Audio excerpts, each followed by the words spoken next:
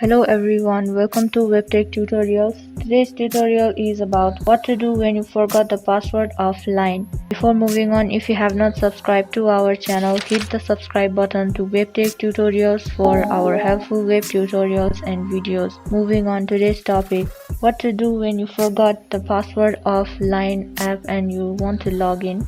So watch this video till the end and learn how to do that. So open the Line application here and then tap on login. Then here you have to enter the email address that you used while signing up and tap on forgot your password. So when you tap on forgot your password, now you have to enter the email address so that Line will send you a email on that email address and help you reset your password that's forgotten. Now go check your inbox on the email address that you entered.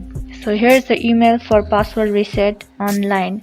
Now you have to tap on the link that you can see here in this email. Visit that link in a browser and there you will get the page where you can reset your password and enter new password for Line. So here you have to enter the new password for Line 6 to 20 characters and re-enter the password for confirmation.